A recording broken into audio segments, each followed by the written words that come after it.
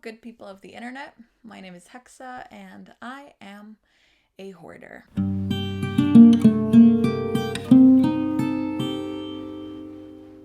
I've recently started another decluttering process in my life, and I've realized that in order to reach my vision for this channel of being as honest and transparent as possible, I have to be truthful about the scale of my problem. What I really want to do with this YouTube channel is kind of to document my self-improvement journey and my journey to better mental health and the lessons that I learn and the things that help me, and to share that with other people who are struggling and hopefully help them through their issues as well. And I can't do that while pretending that I have a perfect life and I have no problems and like everything is peachy, because that is definitely not the case. But you know, I've talked a lot about my depression and my anxiety and talked a little bit about my eating disorder, but I think I've been comparatively a little bit cagey about my hoarding, partly because for a long time I didn't think that I qualified as a hoarder. Like I thought I knew that I had some hoarding behaviors, but I didn't think that I really qualified as a hoarder, like could be diagnosed as a hoarder. But recently I'm starting to realize that maybe it is that bad. But so anyways, this video is part one in what I think will be a series of videos talking about hoarding, decluttering, recovery, and my process, my search for minimalism or just for a sense of normality in my life. So this part of the series is to kind of introduce the concept of hoarding, what it is, what it's not, and also how I think I became a hoarder. So yeah, if you're interested in finding out more about all that stuff, then keep on watching. So first, what is hoarding? Hoarding is a mental disorder which for a long time was closely associated with obsessive compulsive disorder, but it has more recently been evaluated as being kind of its own thing, in that you can have obsessive compulsive disorder and also be a hoarder, but not all hoarders meet the criteria for obsessive compulsive disorder. But the majority of hoarders have other mental health issues such as depression, anxiety, and OCD. Hoarding is characterized by the accumulation of large quantities of items, oftentimes which serve no purpose and which the hoarder finds really, really difficult to part with. They kind of develop a sentimental attachment to objects, which is really, really intense and makes it very, very painful and psychologically difficult to discard anything. People hoard all kinds of things. That's what distinguishes it from collectors. Collectors tend to have large quantities of items in one specific category, and normally the things are quite well organized and they are displayed proudly, and you know, it's really a passion. Whereas with hoarding, people are very cagey and secretive about it. There's a lot of shame attached to it, and things are generally kept in disorder. They are, you know, spanning lots and lots of different categories of items. There is no rhyme or reason to what is kept and why, and the belongings of hoarders are often allowed to slip into disrepair.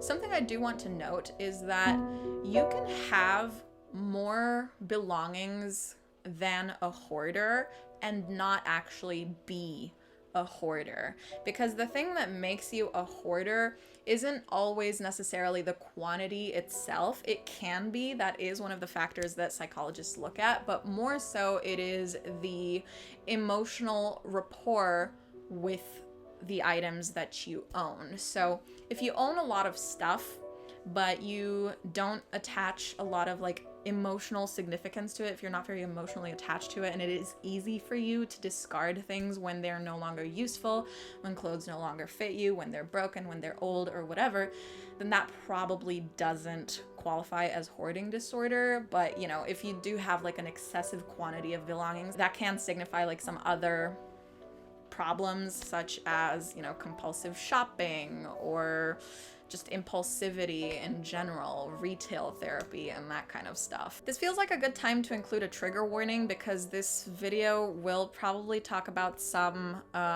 mental health stuff that can be quite difficult for some people, specifically childhood trauma and things like that. So if you are a hoarder, or if you are a person who is easily emotionally affected by certain things, then that's just a little warning that this video might be difficult to watch. It's definitely going to be difficult to film, but it's important nonetheless, so that's why I'm doing it. And also, I'm not a mental health professional, so, there might be some things that I say in this video that are not completely 100% accurate. This is more so like my experience of hoarding and being a hoarder myself, and some of what I've read online and found out about the disorder. So why am I restarting my efforts to address my hoarding now? I've done several decluttering series on my channel. I've done a couple of KonMari declutters in my past and attempted to kind of pare down the number of belongings that I own many times over the years with varying degrees of success. Most KonMari style declutters for me stopped after clothes and books, and a lot of those things never actually left my house or took a really, really long time to leave my house because I kept them in hopes that I could sell them, or just, I guess kind of as an excuse to not let them go. But what really brought it home for me was visiting my grandparents this summer. This summer was the first time when going to my grandparents' home really had a profound effect on me emotionally, because my grandparents also own a lot of things and display a lot of hoarding type of behavior. When I went to their apartment this summer, I realized that everything that could be in excess is in excess.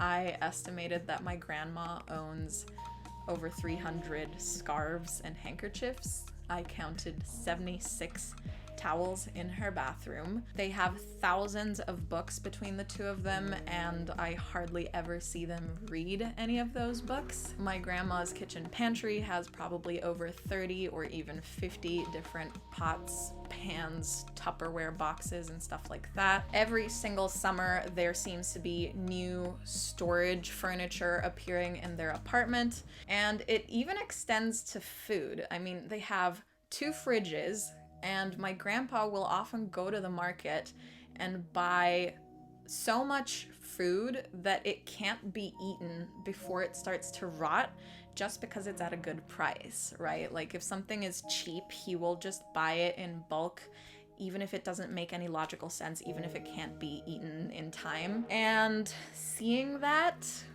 I really felt suffocated in that environment, and it really painfully felt like I was looking into my future. I don't want to be living in an environment that feels like that, but if I don't change, then it will end up that way. And the only reason why I don't have such a gigantic, unmanageable quantity of belongings right now is because I'm young.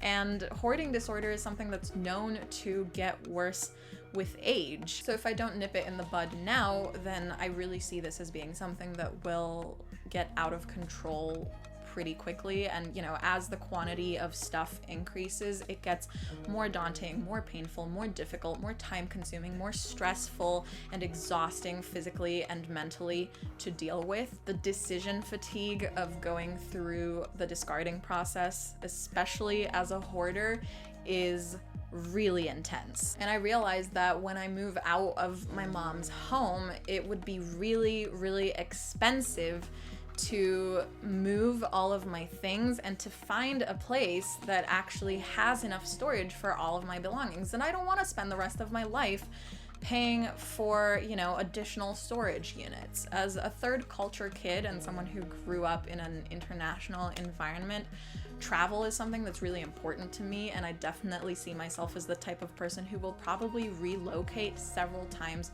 throughout my life, and I don't want to be burdened by the inconvenience and the expense of moving such a large quantity of items throughout my whole life.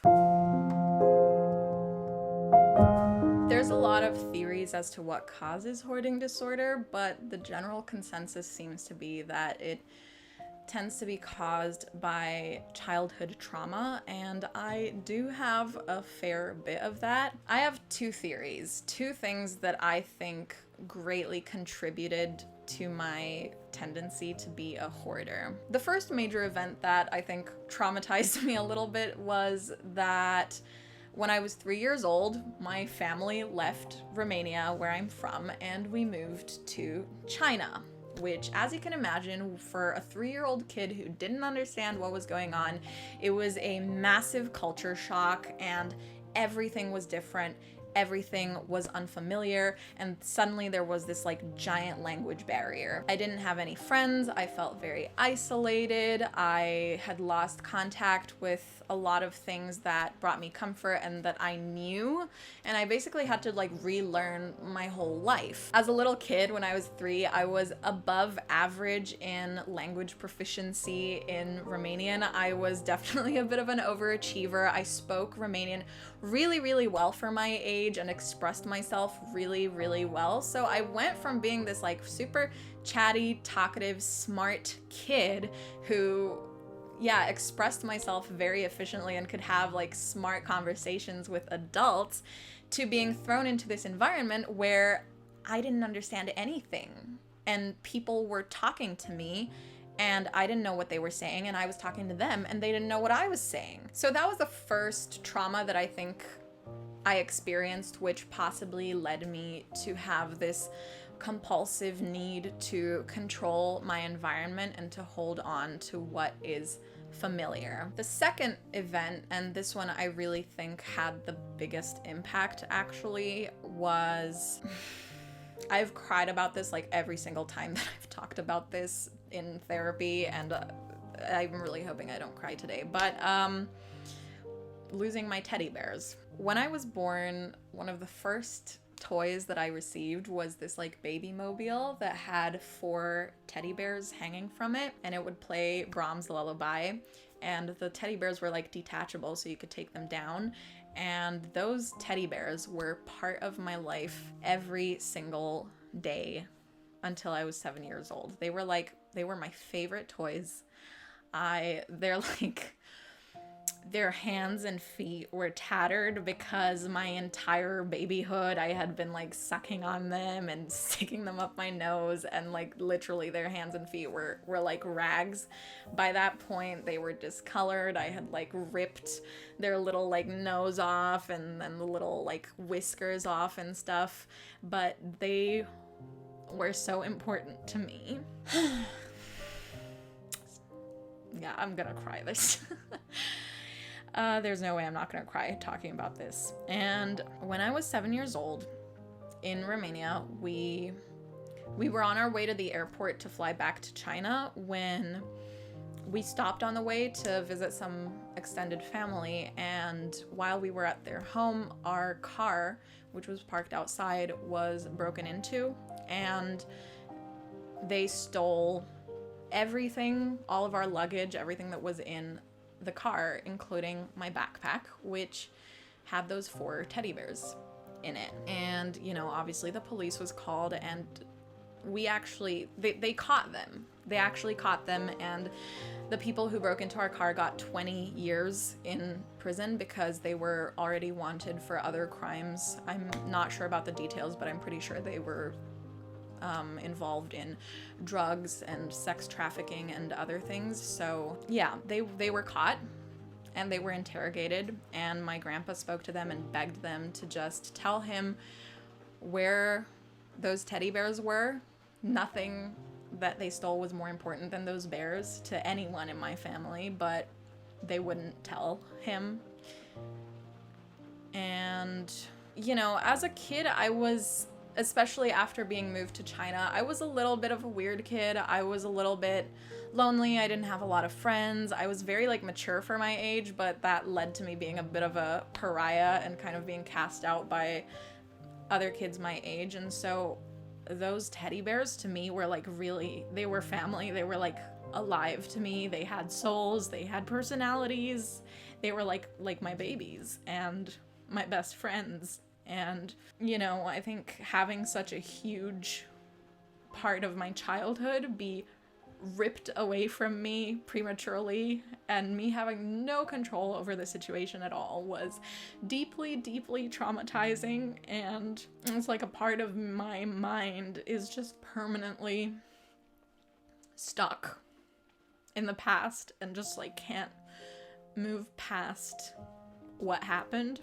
You know, over the summer we looked through some boxes that had like old papers and like drawings and stuff that I made as a kid, and they were like, there were so many drawings I did of like me crying and thinking about my teddy bears and my teddy bears thinking about me, and like me writing stuff like, you know, the most important thing is to trust God and to have faith that God will bring them back. And for years, every time I blew out my birthday candles, that was the one thing I wished for. And every time I wrote a note to Santa Claus or the Easter Bunny, that was the only thing I wished for, was for my teddy bears to come back to me. After a few years, you know, I think this whole thing with the teddy bears even played a part in my loss of faith. I don't consider myself Christian anymore because as a child, like, I prayed for those teddy bears so much for years, and God never gave me the one thing that I wanted. And part of me, but you know, part of me still believes in heaven, and part of me has to believe in heaven because there has to be a place where we'll be reunited one day and the suffering of that loss doesn't haunt me anymore.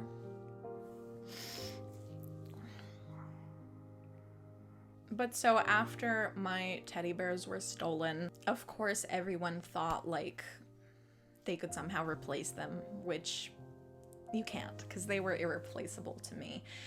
But everyone who knew me started giving me teddy bears for every birthday and every Christmas and every anything. And so I very rapidly started accumulating more and more and more and more stuffed animals, which of course now, having this like tear in my childhood and in my psyche, I could not even fathom getting rid of a single one. And even to this day, like, I have hundreds of teddy bears at this point, and there's like zero part of me that is even in the slightest willing to get rid of a single one because they're all like alive to me.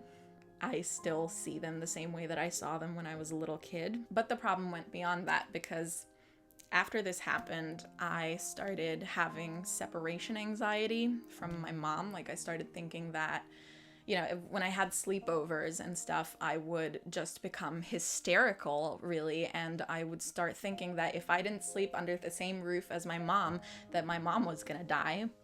I started crying over having to discard simple things, like when my mom had to switch out my toothbrush because it was old, I would literally cry over having to throw away the old one. I started really, really easily attaching emotional and sentimental value to objects. I almost have this like mentality of personification of objects, as if like I'll somehow hurt its feelings. And this applies to like lots of things. This applies to, like, the other day I had to throw out some markers, and there was one marker in the whole set that was dry, and I was like, you know, I was gonna give the markers to my mom to bring to school because she's a teacher, and, you know, she told me, throw out like that one marker that's gone dry, and I was like, I can't, because it'll feel lonely, and it'll feel like there's something wrong with it, because it's the only marker out of this set of markers that's being thrown away, you know? I feel guilty getting rid of gifts that people give me, even though I know, like, from the moment that I see them that I'm never gonna use it. So yeah, that trauma really cut very, very, very deep and caused the hoarding behavior and the emotional attachment to expand to much more than just teddy bears. And like, it all kind of, I think, got worse over time.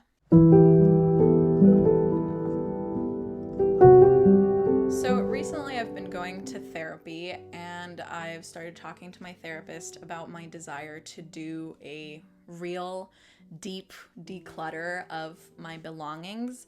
But I've been apprehensive and really like quite fearful that I will discard or sell something that I will regret getting rid of and will be really difficult to replace or reacquire. But something my therapist taught me that encouraged me and is helping is she said that you can't change your life and your mentality until you change your behavior. So it's not gonna get less scary or less intimidating to get rid of things until you actually start doing it and retraining your brain and slowly like showing yourself and proving to yourself, proving to your hoarder brain that, you know, you got rid of this stuff and like, look, nothing bad happened. It's been a really emotional time.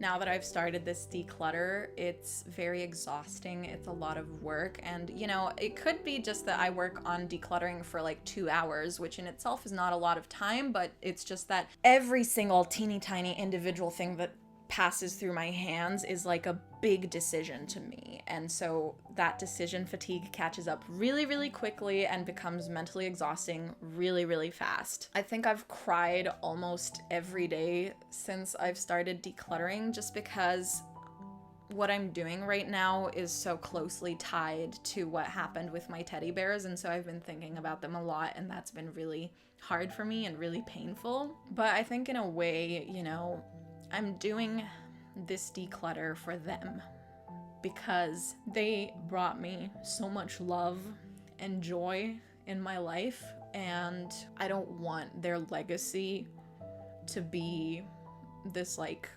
suffering and this hoarding and this constant pain that I'm putting myself through. I want the memory of them to remain pure and be a positive force in my life rather than something that hurts me and hinders me from moving forward with my life. So, you know, this declutter and confronting my hoarding has been a way for me to honor them and to let them become a positive force in my life, and for their memory to mean something and help me to do something that's very difficult, but something that's really good for me. And to realize that, like, keeping all of these things that I don't need will not bring them back.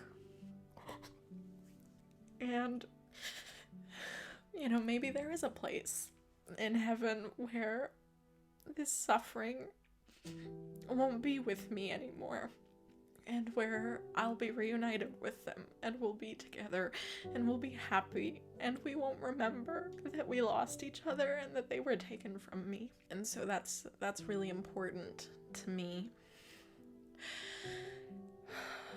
Yeah. And for them to be something good again and not something that brings me pain. And obviously that's very hard because I'm crying and I've cried a lot, but I think I'll feel a lot better and my life overall will be much improved as a result of, you know, facing this pain, facing this trauma, going through this really difficult process.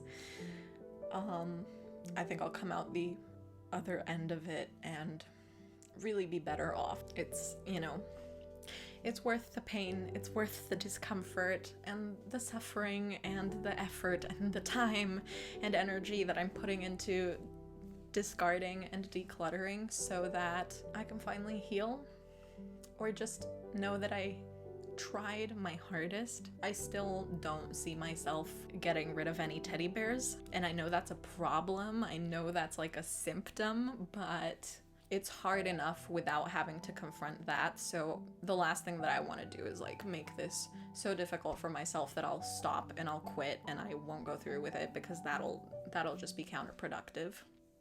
Oh my god. So yeah, there is my truth. and my story, and I hope that it helps shed some light on some things, and that if you are a hoarder, this encourages you to face your demons and, you know, the skeletons in your closet and the objects in your closet, and begin the process of recovery and discarding and like breaking free of this disorder. If you know someone who has hoarding, or if, you know, just you're not a hoarder yourself, I hope that this can help you be a little bit more empathetic and more understanding. You know, it's kind of sad because like a lot of the documentaries about hoarding that I've seen, the people who are speaking about their hoarding, you know, their hoarding started because that somebody died, or because of divorce or war or some other like really deep-rooted trauma. And to me, it's like, you know, it kind of seems silly that like this whole big problem that I have started with some teddy bears. But that just goes to show how fragile the mind is, especially when we're young. And I mean, I think you can tell that this is a genuine, really heartbreaking trauma that I went through, even if it is just because of some toys. Like, they meant so much more to me than just that. And the fact that I wasn't able to progress through my childhood normally, and to kind of like leave childhood behind at my own pace, like most people get to, had a really profound effect on me that still haunts me to this day. And someone's calling me. What was I saying? Anyways, I think I've talked about this enough and broken my own heart and poured my soul out enough for one video. I'm really hopeful for this series and for this decluttering process that I'm about to embark on, and actually have already embarked on. This feels different than it has in the past. This feels more real, and I think, you know, hopefully I keep on working at the pace that I've been going at and keep making progress little by little. And I'm really hoping to end this process with like less than 3 shoeboxes worth of stuff that has no specific like purpose for its existence in my life. Like, it's okay to keep memory boxes and to keep like random little trinkets and stuff, but I hope I can keep that quantity under 3 shoeboxes worth, and it would be really, really awesome if I do, because again, I have a lot of stuff. So 3 shoeboxes might seem like a lot to some people, but for me, that's like a huge, huge amount of progress. So thank you for listening and for your interest in this topic, I guess. I hope that this video helped you in some way. And feel free to subscribe and stick around to see how this decluttering process moves forward, how I do, how I struggle, and what helps me, and, you know, all of that kind of stuff. Most of my videos are not quite so sad and like soul-crushing as this one, but you know, it's a sad and soul-crushing topic for me, so that kind of like spills out into the video. But thank you for watching. If you want to follow me on my social media, all of my links are down below, and I will see you all in my next video. Bye.